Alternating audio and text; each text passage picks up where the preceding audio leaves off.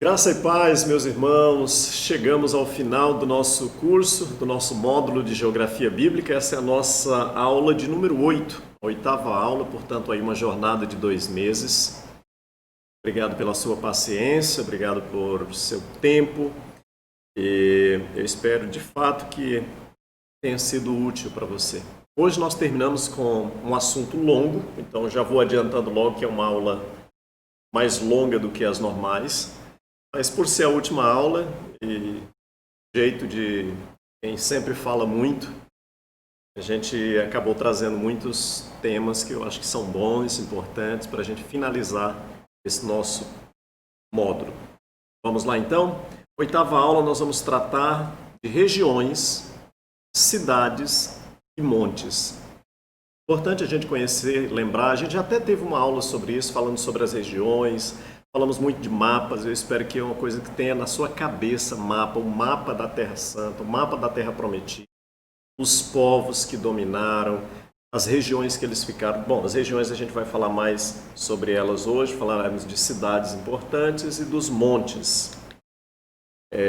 Falando das regiões, aqui nós estamos com 2 mapas, eu quero que você observe primeiro aqui Israel durante o período do reino já dividido.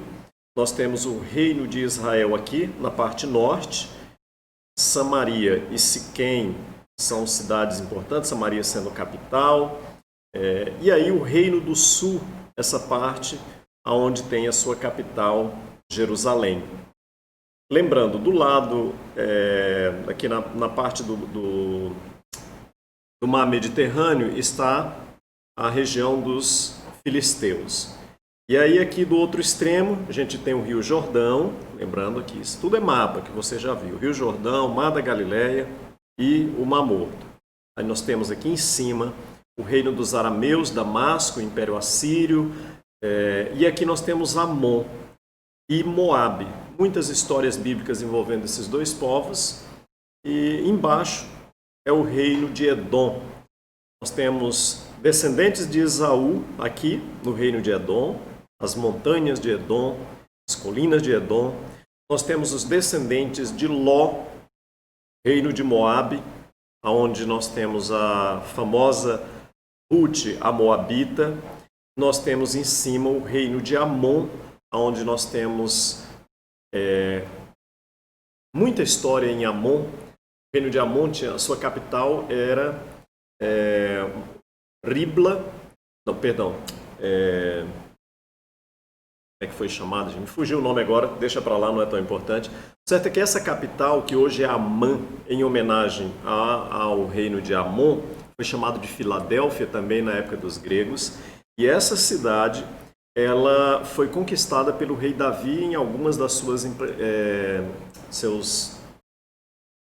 campanhas militares. Foi na cidade de Amã, hoje Amã, no reino de Amon, bem aqui, aonde Urias foi colocado para ser executado pelo rei. O rei Davi mandou ele para ser executado. Olha o nome que eu estava procurando aqui, agora que eu vi, está bem aqui, ó. Rabat Amon, que é a cidade, a capital de Amã. Bem, dito isso, sobre esse mapa aqui das regiões, vamos voltar para o outro mapa aqui. No outro mapa a gente já vê divisões mais específicas. Nós temos essa parte aqui que é a Fenícia, os fenícios conhecidos pelas navegações, pelas conquistas marítimas. Nós temos a Galileia aqui em cima, e aí a gente tem a Samaria, o território dos samaritanos. Então a região de Samaria é essa. A região da Judéia é toda essa região aqui de baixo. A região da Idumeia está aqui, ó, o reino de Edom, Idumeia, Edom. E aí do outro lado, mais uma vez, Moabe, a terra dos Moabitas, a região de Pérea, as Decápolis, e essas são regiões importantes com muitas histórias, e a gente vê muito isso, principalmente no Novo Testamento. Se a gente não tiver esse mapa na nossa cabeça, às vezes dificulta um pouco o nosso entendimento. Inclusive, esse mapa de cá é o mapa da Palestina da época de Jesus, como está dito aqui em cima.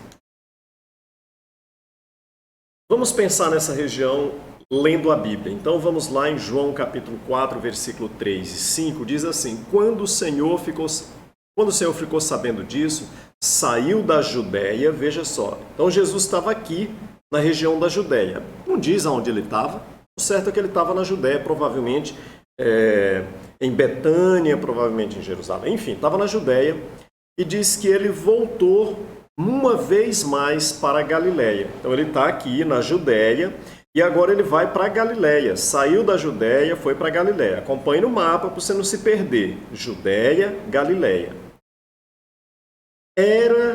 Era-lhe necessário passar por Samaria. Olha que coisa linda, geografia pura. Judéia, ele vai para a Galiléia, mas era necessário passar por onde? Por Samaria. E assim ele chegou à cidade de Sicar. Gente, a gente teve uma aula que falamos bastante sobre Sicar, não vou mais falar sobre isso, mas eu estou querendo apenas que você observe a riqueza de detalhes geográficos em um texto como esse. Jesus está na Judéia, vai para Galiléia, Judéia no sul, Galiléia no norte, no meio tem essa faixa chamada Samaria. Está tudo aqui para que você possa visualizar essas regiões. Mais uma vez, versículo de novo. Saiu Jesus, sabendo disso, saiu da Judéia, outra vez, a Judéia, para a Galiléia. Era necessário, e agora eu destaquei para você, era necessário passar por Samaria. Você está vendo Samaria aqui, nesse território. Cadê o mouse que sumiu agora? Foi-se, não volta mais. Pronto, sumiu mesmo. Enfim, Samaria circulada de vermelho com um círculo vermelho. E aí diz que era necessário passar por Samaria. Veja, voltou o mouse. Samaria está aqui e esse era o caminho. Já que ele estava aqui na Judéia, então ele tinha que ir para a Galiléia e esse é o caminho normal. Diz que era necessário passar por Samaria, mas veja bem, existe uma alternativa. Os samaritanos, e aí já é história misturada com geografia, os samaritanos, a gente já sabe, odiado pelos judeus, uma guerra antiga, da época que o povo foi levado cativo para a Babilônia, trouxeram os babilônicos, colocaram na região lá de Samaria, se casaram com os nativos, formou o povo samaritano, que se tornou inimigo dos judeus, com o próprio dogma deles, construíram um templo no Monte Gerazim para adoração, ali eles esperavam o Messias, a cidade de Siquém é o centro, é o coração da adoração do povo samaritano. Os judeus tinham tanta raiva que eles, quando saíam da Judéia para a Galiléia, eles preferiam um caminho muito mais longo. Veja, eles tinham que andar, atravessar o Jordão e ir para a Transjordânia ou para esse lado, do outro lado do Jordão, atravessar o Jordão e andar todo esse caminho para chegar na Galiléia. Esse era um caminho alternativo pelo qual circulavam os judeus religiosos que não queriam colocar os pés santos no chão sujo da região de Samaria.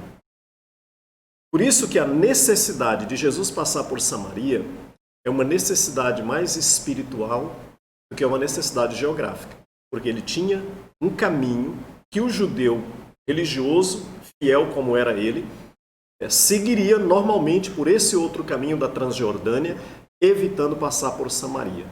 Mas como ele é aquele que ama o menosprezado, o esquecido, aquele que ninguém dá nada por ele, ele deixa a Judéia e atravessa o território de Samaria. A gente conhece essa história, o resultado disso foi muita gente aceitando a Jesus, se convertendo, se tornou ali uma igreja já de uma comunidade ainda na época do próprio Cristo. Essas províncias, Judéia, Galiléia, elas foram dominadas na época do Império Romano. A Judéia e Samaria foram governadas pelo Arquelau e depois por Pôncio Pilato. Inclusive, quando Jesus morre, está sendo governado por Pôncio Pilato. A Galiléia era governada por Herodes, o Antipas, e o leste do Jordão, a parte da Pérea, era governada por Herodes Antipas e os Decápolis por Filipe. Essa era a administração política dessas regiões. Falando em Decápolis, Decápolis vem da palavra grega 10 e polis de cidade, né? Então são 10 cidades que surgiram, foram criadas na Judéia. Essas 10 cidades elas eram consideradas como um centro da cultura helênica, da cultura helenista.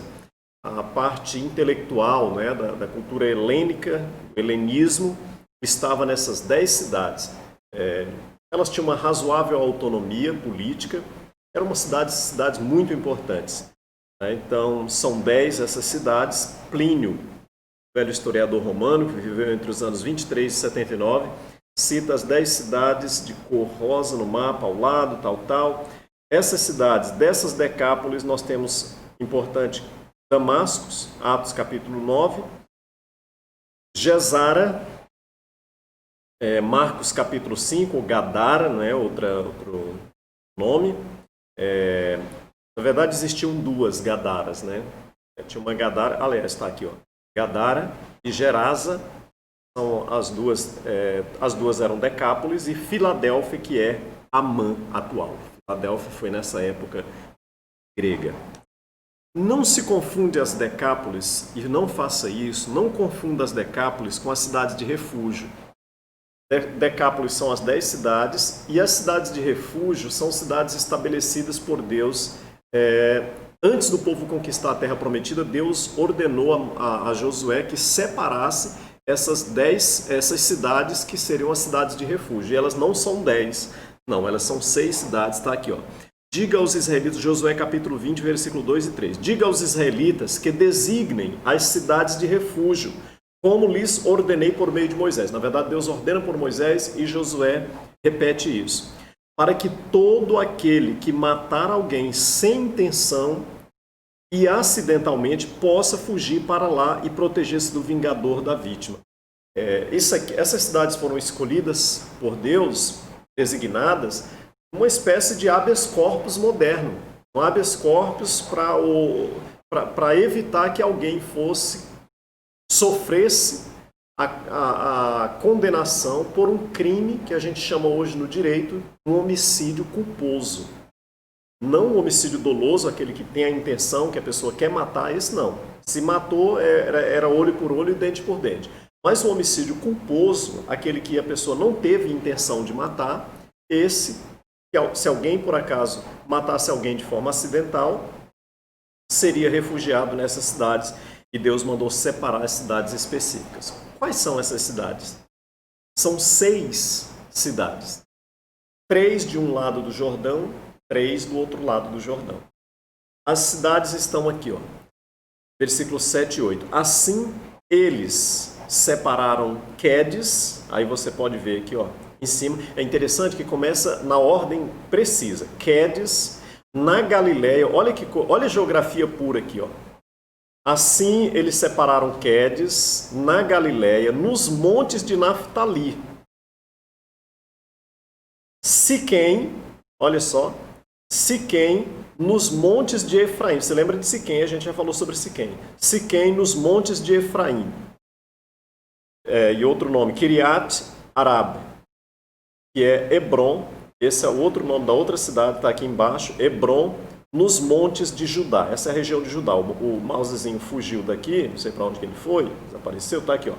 Hebron, que já está nos montes de Judá. Então são as 3 cidades de refúgio do lado oriental ou ocidental. Sou péssimo disso também. Mas desse lado de cá, né, que você está vendo aí do mapa do Rio Jordão. Do outro lado, a gente tem as outras cidades. Do lado leste, está escrito aqui, Dagnaldo, pelo amor de Deus. Do lado leste do Jordão, perto de Jericó, olha que coisa linda, olha que geografia, eu acho lindo isso. Estou apaixonado por essas coisas. Do lado leste do Jordão, perto de Jericó, designaram Bezer, no planalto desértico da tribo de Ruben. Deserto puro, isso é geografia, e a Bíblia, assim, você lendo a Bíblia com um mapa, é maravilhoso. No deserto de Ruben, a tribo de Ruben, perdão. E Ramote, em Gileade. Olha aqui, ó, Ramote, Gileade, nas tribos de Gade. Lembra que Gade ficou do lado de cá, a gente já teve aula sobre isso. E por último, Golã, aqui em cima, em Bazã, na tribo de Manassés. São essas as cidades de refúgio separadas por Deus. 6 cidades de refúgio. Não se confundem com as decápolis. Decápolis é uma coisa, cidades de refúgio é outra coisa. Aqui, mais uma vez, só para você ver, esse mapa está em inglês, mas mostrando cada cidade no mapa. As cidades mais visitadas por Jesus, além de Jerusalém, está aqui, ó, Nazaré. Aí você lê esse nome aqui, ó, Nazaré está lá em Lucas, aí você já tem tanto mapa na sua cabeça que quando você vê Nazaré, você já vem para cá. Sabe que Nazaré está na Galileia. Já olha para cá para o mapa. Ó, o mar da Galileia aqui em cima, Nazaré está bem aqui. Caná está aqui. Cafarnaum, tudo na Galileia. Então, ó, Nazaré, você já vem para cá. Caná, olha aqui, ó, Caná. Foi cidade visitada por Jesus. Sicar, capítulo 4, acabamos de falar. Sicar está aqui, ó. Coisa linda. Voltou por quê? Sumiu. Opa, tá aqui, ó. Sicar. Naim, cadê Naim? Naim, ó Naim aqui, ó, na Galileia. Cafarnaum, a gente já viu, Cafarnaum tá aqui, a gente sabe que Cafarnaum é perto do mar. Então você fica assim na dúvida, vai lá para o mar da Galileia. Quando você olhar o mapa, o mouse sumiu de novo. Mas Cafarnaum, eu tô para apontar com o dedo aqui. Se eu apontar com o dedo, funciona? Não, né? Mas está lá em cima, você está vendo Cafarnaum. Betsaída, eu precisava que o mapa funcionasse. Mas você pode olhar e você vai encontrar no mapa. Pausa e dá uma olhadinha. Cada uma dessas cidades, ou pelo menos a maioria delas, está aqui. São as cidades as cidades mais visitadas por Jesus, e todas estão no mapa para que você possa se situar. Jerusalém aqui embaixo, Cesareia de Filipe lá em cima, no norte. Lá em cima, na parte de cima, logo abaixo do nome da Síria, Jericó, aqui mais embaixo, perto do Mar Morto, Betânia, perto de Jerusalém, Emaús, perto de Jerusalém, e assim você vai se familiarizando com o texto bíblico e vai ficando assim uma leitura mais gostosa. Vamos falar dos montes? São muitos montes. A Terra Santa é cheia de montes. Eu acho engraçado isso, até abrindo um parênteses, porque aqui no Brasil, a igreja brasileira, principalmente a igreja pentecostal, neopentecostal, desenvolveu uma verdadeira, como que eu diria, quase que idolatria por monte. O povo tem um negócio com monte, porque toda hora a gente chega, olha, nós vamos orar no monte, é uma campanha do monte, a gente tem que ir para o monte, porque isso só resolve se for no monte, a oração tem que ser no monte. Gente, é uma coisa comum, deixa eu dizer uma coisa, isso é só no Brasil. Eu não conheço, e eu conheço alguns lugares do mundo, alguns países, eu conheço a igreja de alguns países, e não existe esse negócio de monte. Monte é uma coisa nossa, do Brasil, da igreja brasileira que inventou uma verdadeira fissura por montes. É hora no monte, não sei o que, tem que ser no monte. E aí Jesus disse que não é bem assim. Meu filho, tranca a porta do teu quarto, ó, dobra o joelho, fala com o pai que está resolvido, está de boa. Mas a Terra Santa é uma terra cheia de montes. Aliás, dependendo do lugar que você está em Israel, se você quiser orar, você tem que orar em cima de um monte. Porque, aliás, se quiser viver, tem que estar no monte. A cidade é em cima do monte, você sai de um lugar para o outro, é subindo o monte, é descendo o monte. É assim, é monte e vale. São duas coisas que você tem muito na Terra Santa.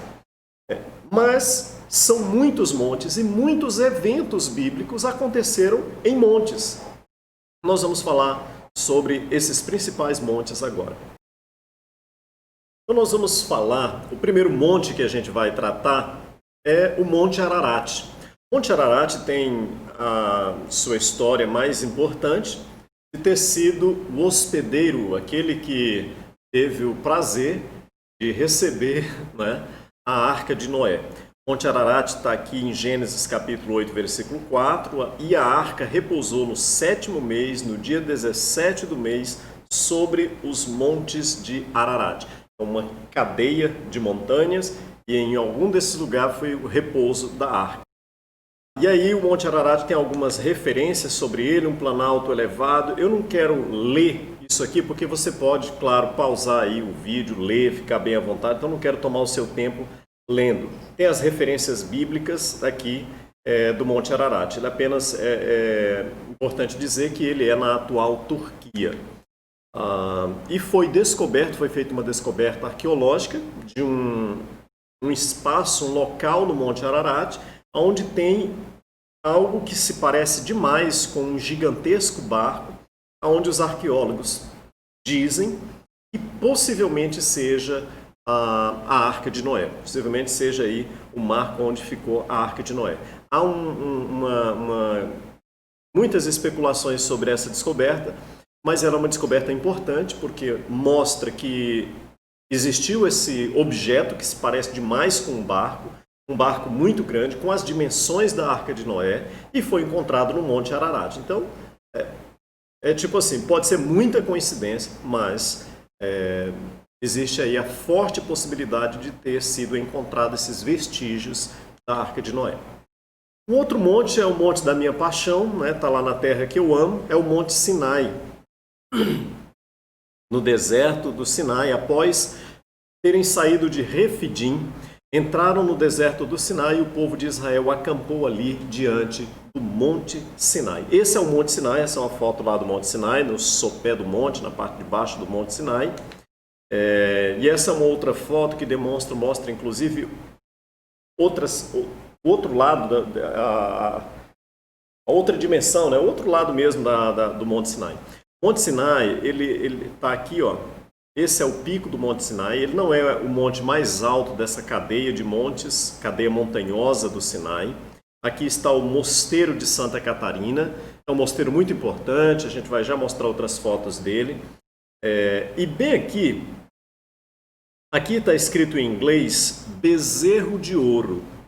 Segundo o que acredita-se, foi nessa localidade onde Arão, juntamente com os israelitas que ficaram na parte de baixo do monte, construíram o bezerro de ouro, segundo diz a tradição. A tradição aponta esse lugar como sendo o local da construção do bezerro de ouro. Quando você for a Israel, você vai observar que aqui, ó, tem uma demonstração. Essa parte da pedra parece demais com um bezerro esculpido, é natural, na rocha, não é nada feito humano. E aqui não dá muito para ver direitinho, mas aqui, ó, a cabeça, o bezerro, o corpo. Mas quando você chega lá, que olha na montanha, é impressionante, parece mesmo um bezerro. Você fala assim, nossa, será que tem... Enfim, o certo é que está aqui, e esse é o local chamado, o local, ou pelo menos é onde a tradição diz que Arão construiu o bezerro de ouro nessa região aqui. Aqui a parte mais alta o monte mais alto do Sinai é a montanha que tem o nome de Catarina. Catarina é uma mártir da igreja, uma egípcia, morreu adolescente, e aí tem uma história que é um pouco até mirabolante, mas que os restos mortais dela foram encontrados aqui no pico dessa montanha, e aí depois, miraculosamente, né, jogaram ela lá e os ossos apareceram aqui em cima, e aí depois construíram o mosteiro de Santa Catarina. Mais uma vez o mapa aqui, mostrando a trajetória do povo até chegar ao Monte Sinai, e daqui eles partiram para a Terra Prometida. Mosteiro de Santa Catarina. Aí aqui escrevi porque há aquela controvérsia que eu disse na aula passada, algumas pessoas dizem que o Monte Sinai verdadeiro está na Arábia Saudita, existe essa controvérsia, então eu coloquei isso aqui apenas para dizer que a tradição cristã, desde o terceiro século, diz que esse é o local do verdadeiro Monte Sinai. O nome dele em árabe é Jabal Musa, que é Monte de Moisés. Então ele é reconhecido como sendo o Monte Sinai pelo judaísmo. Os judeus consideram esse como sendo o Monte Sinai. O islamismo considera esse sendo o Monte Sinai e o cristianismo também considera sendo o Monte Sinai. Uma montanha com 2.285 metros de altitude. E se você não tiver muito afim não quiser concordar com isso, não tem nenhum problema, pode dizer que é lá na Arábia Saudita, pode dizer que é em outro lugar, fique bem à vontade. O certo é que Deus se manifestou ao seu povo no Monte Sinai e foi aonde a nação, importante dizer que o Monte Sinai é o local onde Israel é formado. O povo de Israel, juridicamente, a nação nasce no Monte Sinai. É no Monte Sinai que Deus estabelece as normas legais que regem a nação de Israel, inclusive fonte de direito para a atual, para a modernidade, para os nossos dias atuais.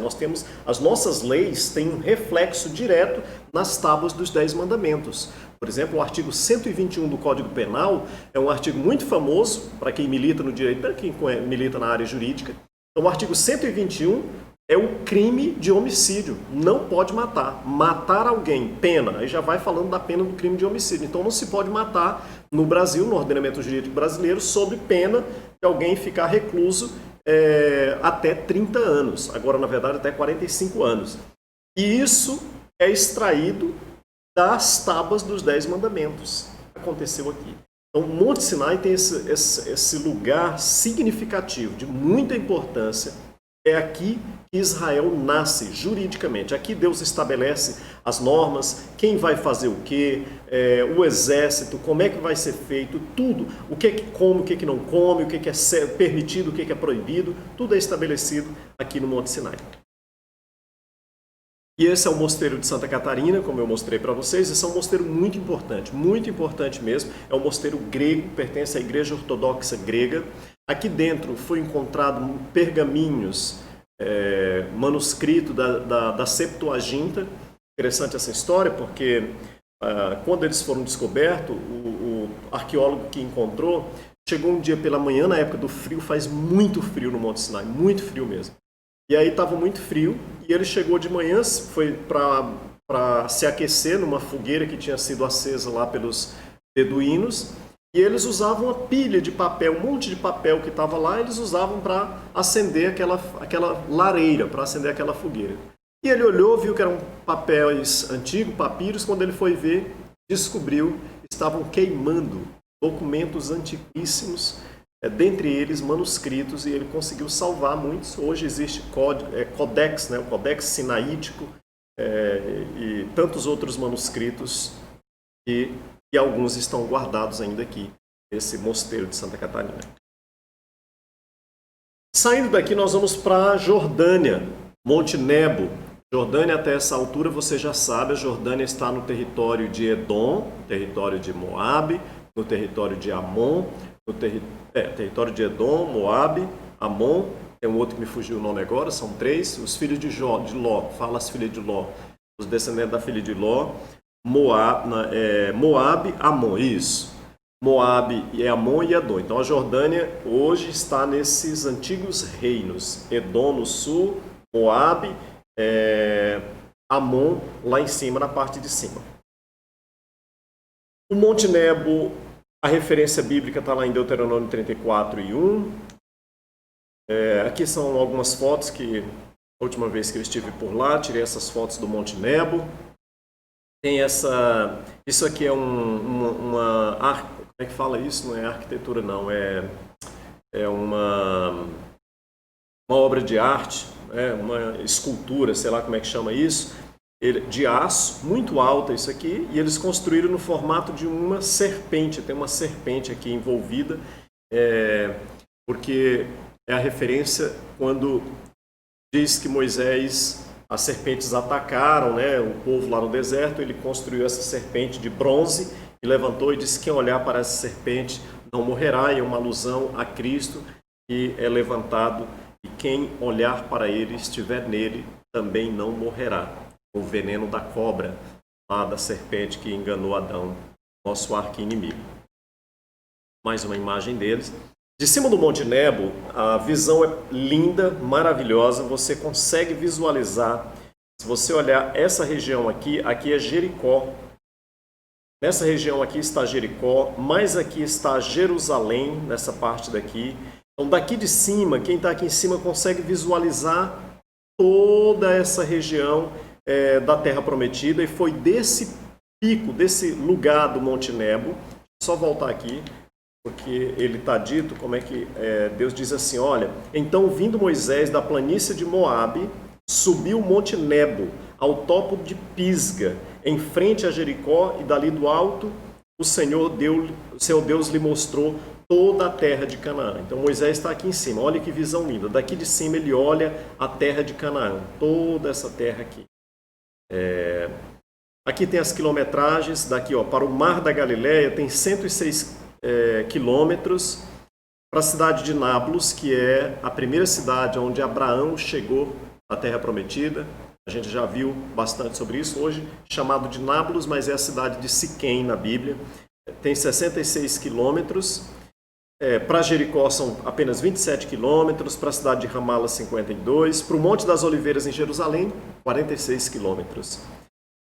Que mais? Para Belém são 50 quilômetros, para Hebron 47 quilômetros, 65 quilômetros para Hebron. Então, isso aqui de cima do monte, Moisés olhou e conseguiu visualizar toda essa terra que Deus daria para os descendentes de Jacó. Mais uma vez, para você obter mais informações e referências sobre o Monte Nebo, pause o vídeo, a aula e consiga visualizar aí as referências que estão anotadas. Saindo do Monte Nebo, a gente já vem para a região da Galileia, né? Região do Monte Carmelo. O Monte Carmelo tem tantos episódios, tantas histórias bíblicas que aconteceram, e a mais emblemática é a batalha de Elias com os profetas, os falsos profetas, naquele episódio épico. Isso aconteceu aqui e esse é o Monte Carmelo. O Monte Carmelo é uma cordilheira montanhosa, não é tão alta, mas é uma cordilheira muito importante com episódios incríveis. Está aqui, tem uma cidade hoje muito famosa, próxima do Monte Carmelo, chamado Haifa. O que mais que eu anotei aqui? Bom, tá bom, isso aqui você vai ver. A literatura bíblica menciona o Carmelo pela beleza da sua vegetação. De fato, é uma região muito produtiva, produz muita azeitona, muito azeite de oliva é produzido de lá. E o que mais? E está aqui de cima do Monte Carmelo, essa foto, isso aqui é o monastério que tem hoje, o monastério carmelita, a sede mundial da Ordem das Carmelitas, da Igreja Católica, está aqui no Monte Nebo. Inclusive, esse é o mosteiro delas, e tem um platô aqui em cima, e é de onde a gente tem a melhor visão do Vale do Cedron, toda essa região aqui do Vale, de Samaria, que está aqui próximo, uma visão linda em cima do monte. Então aqui está no pico, a parte de cima do monte. Muito próximo do Monte Carmelo tem esse outro monte aqui que é muito importante, é o Monte Tabor. Monte Tabor é esse local em Juízes, que Juízes 4 faz referência à juíza Débora, a única mulher que julga Israel, governa Israel no período dos juízes, e ela reúne o povo aqui no pé do Monte Tabor. Esse monte não é tão alto, está aqui também muito próximo do Monte Carmelo, não é tão longe. Está localizado na Galileia, no Vale de Jezreel, fica 17 quilômetros a oeste do Mar da Galileia, fica próximo do Mar da Galileia. Saindo do Monte Tabor, tem um outro monte também conhecido na Bíblia, muito importante, a gente já falou sobre ele, que é o Monte Hermon. Aos cananeus ao leste, ao oeste, aos amorreus, aqui são as dimensões, as limitações, as fronteiras, quando Deus está falando para Josué ainda, antes de conquistar a terra prometida, a respeito do Monte Hermon. Você pode ver que o Monte Hermon ele é coberto de gelo. O Monte Hermon fica gelado. No período frio, ele fica coberto de gelo. E na época, nos meses de calor, mês de maio, junho, julho, agosto, ele derrete o seu gelo e do derretimento desse gelo que forma as nascentes do Rio Jordão. Um monte muito importante, ele representa de fato a vida para Israel.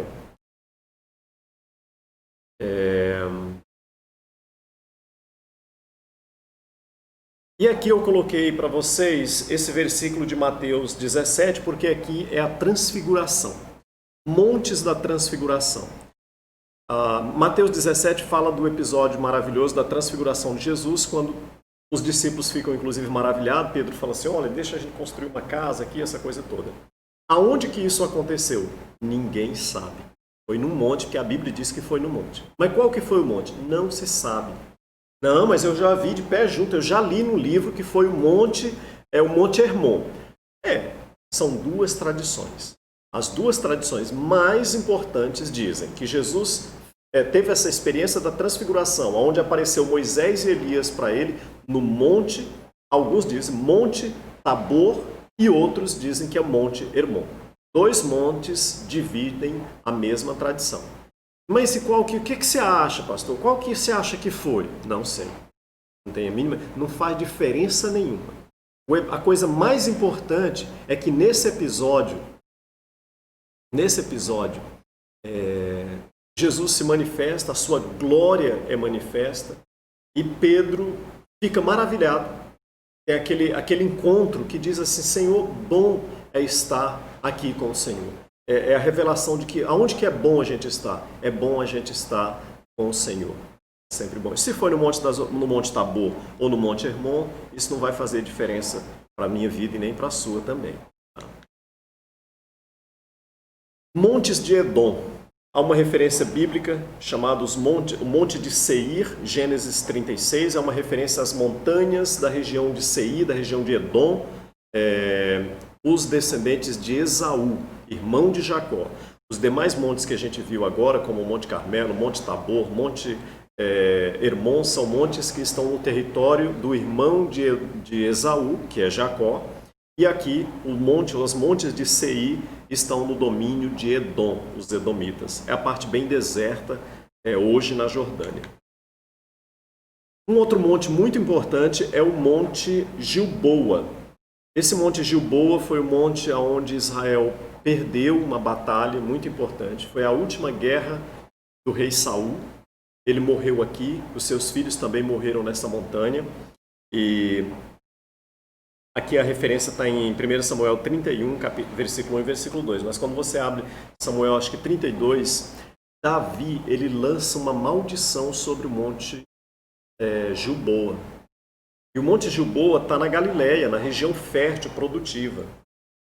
Hoje, por incrível que pareça, depois você pode olhar essa referência da maldição de Davi, mas o monte tem uma parte do monte que não tem vegetação. A vegetação é bem raquítica, enquanto que a outra parte, em contraste, é bem frondosa, uma vegetação bem vívida, e parte da montanha, a vegetação bem raquítica, coisa assim, inexistente.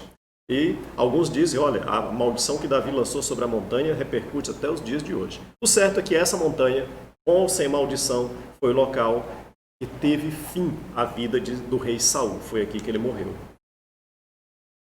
Outro monte é o Monte Sião. O Monte Sião é cheio de... Assim, a gente precisa de muito tempo para falar sobre o Monte Sião. O que a gente fala? O que pode ser falado sobre o Monte Sião de forma sucinta? É difícil, mas apenas para dizer que esse nome, Monte Sião, era uma pequena montanha que tinha uma fortaleza, chamada Fortaleza de Sião, em Jerusalém. E com o passar do tempo, a própria cidade de Jerusalém passou a ser chamada também de Sião. O monte onde Jerusalém foi construída, toda a montanha, toda a região passou a ser chamada Sião. Então Sião tem um significado messiânico, tem uma situação muito emblemática envolvendo Sião. Sião é tão significativo para os judeus que quando os judeus estavam na sua mais terrível diáspora de todos os tempos, depois que eles foram expulsos, depois do imperador Adriano, que foram obrigados a sair da Terra Santa, se espalharam pela Europa, ficaram mais de 2000 anos dispersos pela Europa, quase que desapareceram os judeus. Quando eles estavam dispersos na Europa e em outras partes do mundo, começou um movimento entre os judeus para voltarem para a Terra Prometida, para a terra que mana leite e mel. E esse movimento, eles não deram movimento judeu de volta para Israel, movimento Jerusalém, não deram o nome Movimento de Volta para Sião. De volta para Sião. E o nome do movimento é Movimento Sionista. Um nome assim, odiado. Se você estiver no mundo muçulmano, nunca use essa palavra, sionista. Meu Deus, é um palavrão. Mas é um movimento que levantou os judeus para voltar à Terra Prometida e, como consequência disso, como consequência desse movimento, surgiu o Estado de Israel em 1948. Então, Sião é emblemático, é muitas coisas, eu não vou arriscar falar de forma sucinta, então é melhor em outro momento que a gente faça uma reflexão específica sobre Monte Sião. Dizemos apenas que foi um local que Davi comprou esse monte. Essa localidade foi comprada pelo rei Davi. O local da construção do templo, que também faz parte dessa colina de montanhas. E em cima está a parte mais importante, onde está o templo, né? A fortaleza. Aqui toda é Jerusalém, e o versículo que eu coloquei é de 2 Samuel, quando Davi conquistou esse lugar e transformou em sua cidade. Outro monte é o Monte Moriá. também é chamado Sião na coletividade das montanhas, tá? Mas não é o Monte Sião especificamente. Tem um monte que é chamado Sião, Jerusalém é chamado Sião. Aí tem o Monte Moriá, e esse é o monte que, segundo a tradição judaica, foi aqui que Abraão ofereceu Isaac é o islamismo, né? Isaac foi oferecido aqui no sacrifício, e tempos depois Davi comprou esse lugar, comprou esse espaço aqui de um homem chamado Araúna. Hoje, esse local é um local islâmico, ele está na esplanada do templo. Toda a esplanada do templo em Jerusalém pertence à autoridade palestina. É complicado entender isso, porque Jerusalém é uma cidade pequena. O lugar mais importante em Jerusalém para os judeus é aqui, é o Monte do Templo. Mas o Monte do Templo não pertence a Israel. Muito difícil isso. Difícil de entender, difícil para os judeus aceitarem. Mas só para você ter uma noção, você imagina um piso, o piso da sua sala, da sua casa. Bem no centro da sala, imagina que o piso, eu sei que a sua casa é chique, é porcelanato, essa coisa é chique, mas no meio do porcelanato, todo lindo, aquela coisa de porcelanato chique, tem uma peça, uma cor, digamos, roxa, que destoa de toda a cor do piso em volta. Aquela peça, ela é totalmente diferente, pois é assim Jerusalém. Imagine Jerusalém sendo a sala da sua casa. No meio, o monte do templo, essa cerâmica diferenciada. Essa cerâmica não pertence à sua casa. Está dentro da sua casa, mas ela não lhe pertence. Você tem que cuidar, você tem que dar segurança. É o que Israel faz.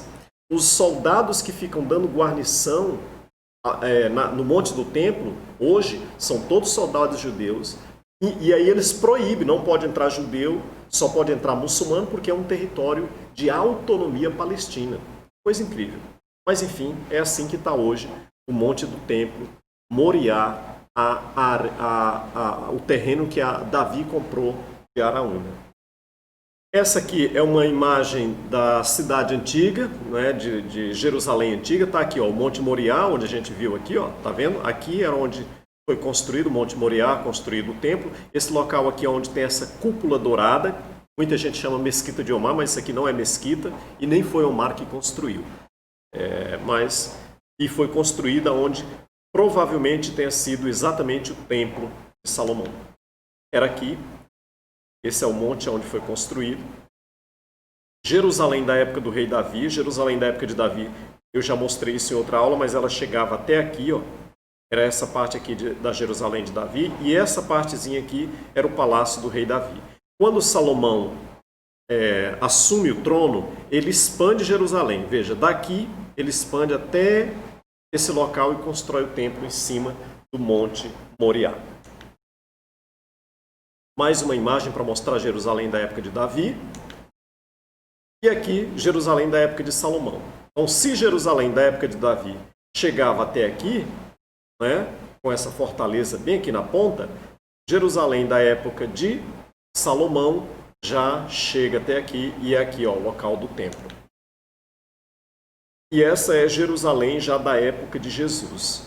É o templo, aqui Jerusalém da época de Jesus já tinha, era uma cidade grande e naquela época era muito importante que as pessoas morassem dentro das muralhas. A cidade precisava ser murada. Hoje Jerusalém não tem, nem dá para perceber que tem esses vales todos, tem esses montes em redor, porque tudo isso aqui está com casas, né? Hoje Jerusalém é assim, certo? O último monte, ou pelo menos um dos últimos montes que eu quero falar é o Monte das Oliveiras. Está aqui, ó, o Monte das Oliveiras é essa cordilheira de montanhas aqui. Tudo isso aqui é Monte das Oliveiras. Hoje tem um cemitério, esse é um cemitério judeu. Os judeus fizeram esse cemitério aqui porque é muito importante para os judeus estarem sepultados aqui. Paga-se um absurdo para alguém ser sepultado hoje aqui. Porque é muito importante esse cemitério. Quando você olha Jerusalém, o local do templo, esse templo aqui, ó, está aqui, e o Monte das Oliveiras está exatamente aqui do outro lado. Então, assim, o cemitério é em frente aonde era o templo. Os judeus acreditam que aqui no local do templo vai ser estabelecido o trono do juízo final, do julgamento do juízo final. Vai ser estabelecido aqui, no Monte Moriá, no local do templo, é onde Deus vai julgar as nações.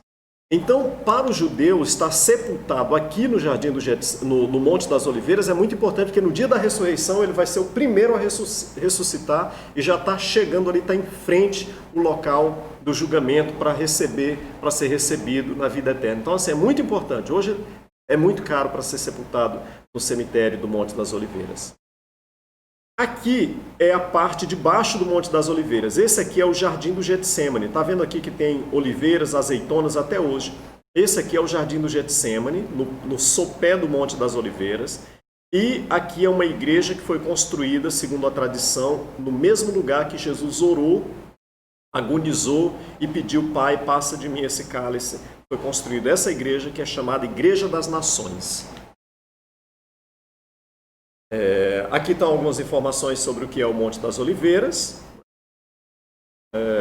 O Monte das Oliveiras ele marca muitas coisas. Muitas coisas são marcadas no Monte das Oliveiras. Dentre elas, o lamento de Jesus sobre Jerusalém.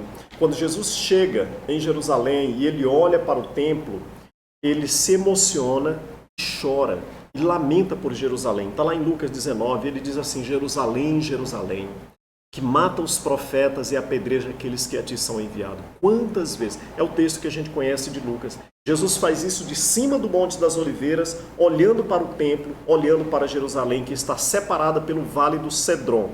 Entre o Monte das Oliveiras e o templo, onde estava o Templo de Salomão, tem um vale chamado Vale de Cedron. Eu vou voltar aqui para lhe mostrar, porque passou e eu acho que eu não mostrei. Está vendo aqui, ó? Esse é o Monte das Oliveiras e esse aqui é o Vale do Cedron. E o templo estaria mais ou menos para cá, para esse lado de cá. Então, Vale do Cedron, Monte das Oliveiras. Jesus, de cima desse Monte das Oliveiras, daqui de cima, em algum lugar aqui, ele olha para Jerusalém, a cidade de Jerusalém, para o templo, e ele chora, e ele lamenta pela cidade de Jerusalém. Mas tem um outro episódio importante na vida de Jesus no Monte das Oliveiras. Qual seja, foi em cima do Monte das Oliveiras que Jesus se assentou e proferiu o sermão profético. Ele estava no templo com os discípulos impressionados com o templo, olharam para Jesus e falaram: olha que coisa linda, Senhor. Jesus diz assim: olha, vou dizer uma coisa para vocês, não vai ficar pedra sobre pedra, tudo isso aqui vai ser destruído. Falou isso e saiu do templo e foi para o Monte das Oliveiras. Chegando no Monte das Oliveiras, ele se assentou e os discípulos, então, havendo Jesus se assentado no Monte das Oliveiras, de frente para o templo, Pedro, Tiago e João e André o consultaram em particular. Diz-nos quando acontecerão esses eventos e qual sinal haverá quando todos eles estiverem prestes a cumprir-se. E aí Jesus começa a explicar, começa a falar esse lindo sermão profético assentado no Monte das Oliveiras. O que mais no Monte das Oliveiras? Bom, Monte das Oliveiras, o local de onde Jesus chorou olhando para Jerusalém, é esse local aqui, segundo a tradição, tem uma igreja, aqui está só a foto em frente à igreja, é chamada inclusive Igreja da Lágrima, em Jerusalém, bela igreja, de uma arquitetura muito bonita, e de onde se tem uma visão muito precisa do templo. Então imaginam-se, ou diz a tradição que Jesus estava aqui, e aqui ele olhava para o templo que estava aqui, e foi de onde ele chorou, e também de onde ele proferiu o Sermão da Montanha. Saindo do Monte das Oliveiras e indo na outra direção, já está na cidade de Betânia, onde morava a família de amigos de Jesus, Lázaro, Marta e Maria. No pé do Monte das Oliveiras está o Jardim do Getsemane, como eu mostrei para vocês. Getsemane, o local da agonia, onde Jesus se agoniza, ora por nós, é no pé do Monte das Oliveiras. E aqui está oliveiras, essas oliveiras são do Jardim do Getsemane, elas são as oliveiras mais antigas de Israel. Houveram vários estudos para comprovar, para datar a época dessas oliveiras. quando eu estive a última vez, eu levei um grupo com geólogos, inclusive tinha geólogos, e eles também acreditam que essas oliveiras têm mais de 2.000 anos de existência. Oliveira é impressionante porque ela vai crescendo o tronco, saindo galhos, e dos seus galhos brotam e dão frutos até hoje. Todos os anos eles colhem azeitonas daqui. É por isso que um dos símbolos da nação de Israel é a oliveira. Eles dizem, por mais que tente, corta, joga no chão, pisa, de repente ela brota de novo e continua produzindo frutos. Por isso que é um dos símbolos da nação de Israel. O penúltimo monte, na verdade é o último, né? O último monte é o Monte Gólgota. O Gólgota é um outro monte muito importante, chamado Monte Caveira, Mateus 27:33. Foi aonde Jesus foi crucificado. E esse é um dos montes aonde existem 2 lugares em Israel que dizem ser os lugares da crucificação de Jesus, bem como do seu sepultamento. E esse é um dos locais aqui, de forma natural, na rocha, parece uma caveira mesmo, é chamado Monte da Caveira e tem esse formato de caveira. Essa é uma montanha que está no Jardim do Getsemane, no jardim chamado Jardim Gordon, que é o Jardim do Túmulo, mais frequentado pelos evangélicos. Existe um outro local que diz ser o local da crucificação e o túmulo de Jesus, que é o Santo Sepulcro, frequentado pelos católicos. Mas o que é frequentado pelos evangélicos é esse local onde está essa montanha chamada Monte ou Jardim do Túmulo. Então Jesus foi crucificado no Monte Gólgota, do lado de fora das muralhas de Jerusalém. E eu termino aqui no Monte das Oliveiras de novo. Então essa nossa caminhada de estudos de geografia bíblica encerra aqui, e eu quero encerrar no Monte das Oliveiras. Eu escolhi propositalmente terminar no Monte das Oliveiras aprendendo com Jesus, porque Jesus também terminou, as suas últimas palavras foram no Monte das Oliveiras. O Monte das Oliveiras tem muita importância. Diz-nos Lucas, no capítulo 24, versículos 50 e 51, que tendo-os levado até as proximidades de Betânia, Betânia está muito próximo de Jerusalém, outro lado, separado exatamente pelo Monte das Oliveiras, levantou as mãos e os abençoou. Jesus, depois da ressurreição, os abençoou, estando ainda a abençoá-los, ele os deixou e foi levado aos céus. Agora veja o que Lucas diz, não no seu evangelho, mas o que ele diz no livro de Atos. Atos, capítulo 1.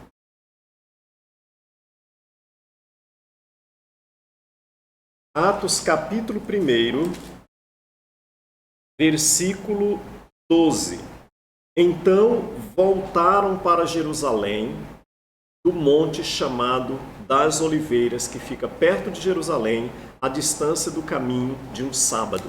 Depois da ressurreição, quando Jesus sobe aos céus, instrui as últimas palavras aos seus discípulos, abençoa os seus discípulos, e aí diz o versículo 2 que depois que ele foi elevado aos céus, os discípulos voltaram para Jerusalém, do monte chamado Monte das Oliveiras. Se eles voltaram do Monte das Oliveiras, é porque Jesus foi elevado do Monte das Oliveiras. Existe uma igreja hoje, lá no Monte das Oliveiras, que marca o local da assunção de Cristo, quando foi assunto aos céus. Mas também o Monte das Oliveiras tem uma parte profética, que ainda vai acontecer. Zacarias diz que naquele dia os seus pés estarão, os pés de quem? De Cristo. Os seus pés estarão sobre o Monte das Oliveiras, do lado leste de Jerusalém. E o monte se dividirá ao meio, de leste a oeste, por um grande vale. Metade do monte será removido para o norte e a outra metade para o sul. Abre um vale no Monte das Oliveiras. O Monte das Oliveiras é o local, então, que Jesus olha para Jerusalém, lamenta sobre Jerusalém. É o local onde ele profere o sermão profético dos acontecimentos dos últimos dias, assentado no Monte das Oliveiras. No pé do Monte das Oliveiras, Jesus chora, Jesus ora, agoniza, é o jardim do Getsêmani, no pé do Monte das Oliveiras. Quando ele é elevado aos céus, ele é elevado exatamente no Monte das Oliveiras. E quando voltar, também tocará os seus pés no Monte das Oliveiras. Muita história envolvendo esse Monte das Oliveiras. Essa foto aqui é uma foto de cima do Monte das Oliveiras também.